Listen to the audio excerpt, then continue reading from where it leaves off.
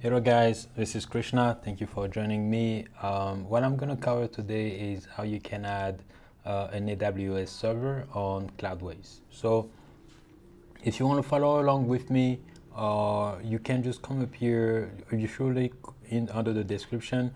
I should have a link over here. This is a referral link to Cloudways, but as well, if you want to get a coupon over here, I do have a coupon over here. It basically provide you 10% off for your first 3 months there, in case you would like that. So once you're gonna open your account over here, in case you don't have it yet, you can come up here and we're gonna launch. We're gonna click on launch now.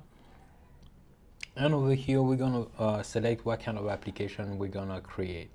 So on Cloudways, the type of application that we can actually create is everything that is related to PHP. So WordPress is built on PHP, Magento as well, Laravel, and all that. So we can create WordPress application. We can create e-commerce application with WooCommerce, PHP application, and even some of the other frameworks of PHP as well. We can definitely do it. So I'm talking about Symfony, I'm talking about Yi. You can definitely deploy it on Cloudways. Okay, and you have also a Laravel application that you can have here on Magento as well. But I would say most of the people will probably be using WordPress, right? It's one of the most used application for websites across the world. So when we come up here for the version, you have different versions that you can have over here for WordPress. For version 5.8, it comes with some optimization, some plugins there that Cloudways think is gonna make your website run faster or smoother, right? Usually I just go clean, right? I don't need all those, so this is the option that you might want to use. So I'm gonna click on that. Over here I just need to name the application that I'm building here. So I'm just gonna call it my store. It could be your domain name, right? So this is, you definitely have a lot of flexibility here just as far as how you want to name the application. And over here we're gonna create AWS server. So I'm gonna name it like this. Usually what I add as well will be some information of the server, such as the RAM, as well the location of the server.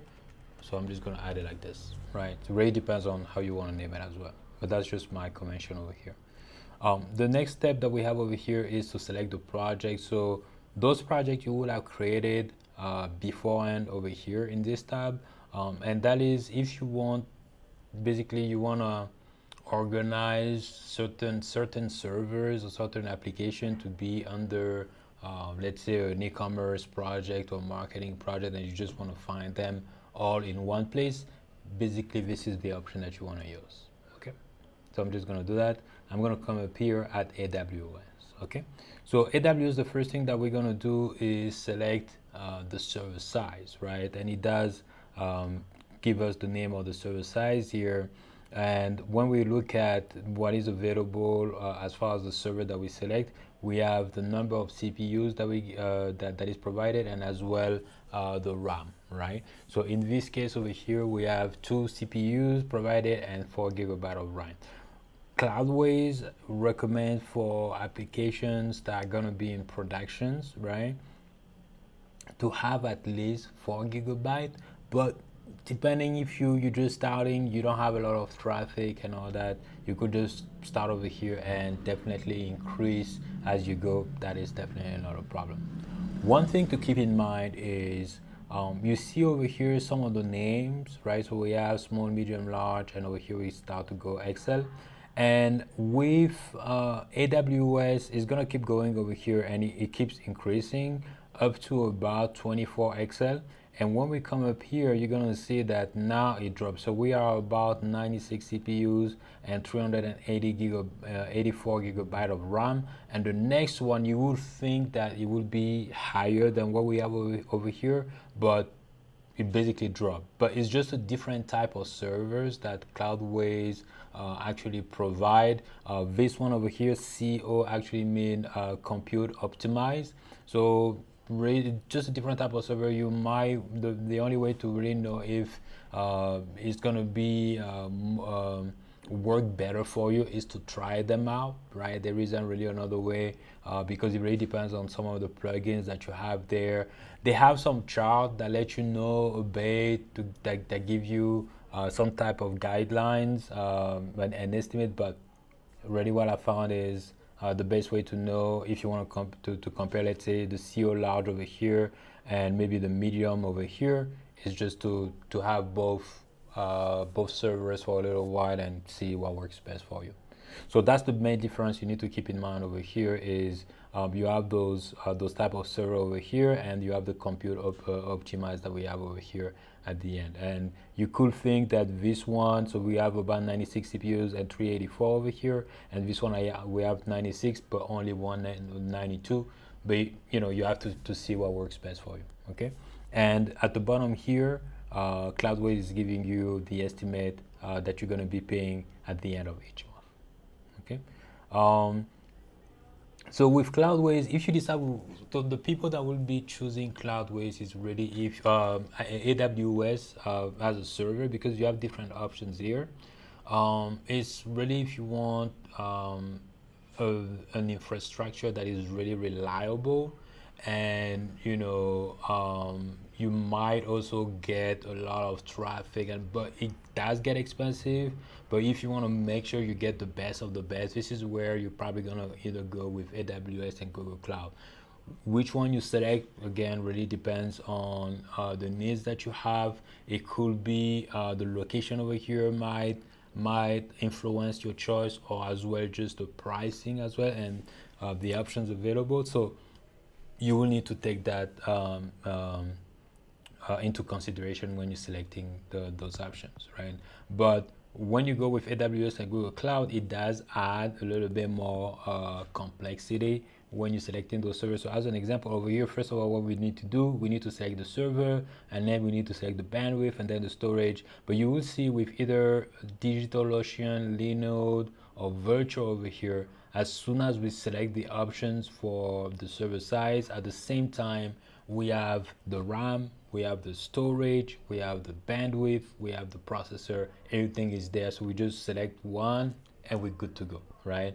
But this might not work for you if you want to customize a little bit more. This is where maybe AWS is gonna work for you, but you need to know what you're doing. So we selected the server size over here. Next, we're gonna jump in here, the bandwidth. So the bandwidth with AWS and Google Cloud, I would say, is pretty much unlimited. There is no limit on it. Over here for the other ones, they tell you they're providing you 2 terabytes. You can actually go over that, but they're gonna charge you extra for anything that you're using. AWS over here, actually, if you read over here, they're gonna say the bandwidth is on a pay as you go basis. So it's really whatever you're gonna use, they're gonna charge you a certain amount on the entire bandwidth that you use, right? Over here, what they're providing over here is just to give you an estimate, right? And we have, don't just think over here the maximum is 500 gigabyte. You can definitely use more than 500 gigabytes for bandwidth, and bandwidth is whatever it's the outgoing and incoming communication that will be your transaction that your application is going to do. So either your application is sending information out, or people are visiting your website. That's going to count towards the bandwidth, right? So if you see over here, as we're scrolling up and down over here, the pricing is updating. So it could be that you might just want to add start over here at 100. It's not going to do anything because, as it says, pay as you go, just to give you an estimate, or you can just leave it at 2 gigabyte over here. It's fine. But the main thing to keep in mind here is the bandwidth for AWS and Google Cloud is more expensive than if you went with DigitalOcean, Linode, and Virtual. Okay. The next thing that we have here, the next step that we have, is to select the storage. And the storage, we need to select a specific amount of storage for the application, for the web files of the application, and we have a different type of storage for the database, right? And again, if I jump back again over here really quickly, the storage over here is just, in this example for the server size I'm selecting here is 50 gigabyte, but that is for everything. and the web files and the storage, everything is included in here. So depending on really what you're looking for, if you want a little bit more customization, you know your database is going to be larger, but you don't have a lot of files there, that's where maybe AWS is going to work for us. Or maybe, you know, just having one option here of 2 terabytes, you know, it's pretty much enough for everything. Just depends on what you're looking for. So if I jump back over here, we can select, so you could probably just leave it here at 10 gigabyte, or depending on what you have, you can maybe start over here at 25. One thing to keep in mind, with AWS and Google Cloud, for the server size, you can go up at any point and go down at any point. But when we come down here for the storage, you can only go up, right? So if you want to go down, if you want, let's say you were at 25 and maybe you don't need that much space anymore, and you want to go down to 10 and save a little bit of money, the only way to do that would be to clone the server and reconfigure your server at that point with the application in it. Okay, so those are the options that we will have here. Let me just have it over here at 25. And when we jump up here, the last option for us will be to select our location. So one of the advantages with AWS and a little bit with Google Cloud is they do have quite a bit of location available. So you really have a lot of options and a lot of chance to find something that's going to be really close either to you or either to, you know, your visitors, your clients, the clients that you're serving. So this is where when we come up here, we're going to find that we have some location in the USA, Canada, Europe, Asia, and even Africa over here and Middle East as well. So in my case over here, it doesn't look like they have New York. I think probably Canada, Montreal will work, is a lot closer probably. Or I can just come up here as well and just rename it Montreal, right? And from here, basically all the setup is done.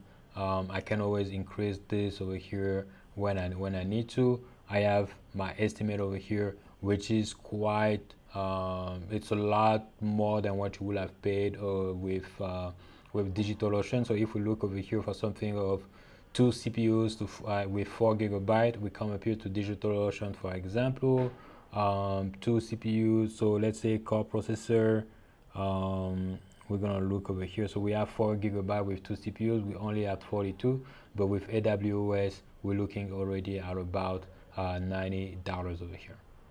Okay, so that is the main thing to keep in mind for AWS. If everything looks good to you, we can leave it here and we can always increase. And we just click over here on launch now. It's gonna take a little bit of time over here to set up the server, right? About 10 minutes. And when it's set up, it's gonna be there. You can go ahead and use your application from there. So this is what I wanted to show you as far as you setting up your AWS server. If you have any questions, feel free to leave it below. Thank you.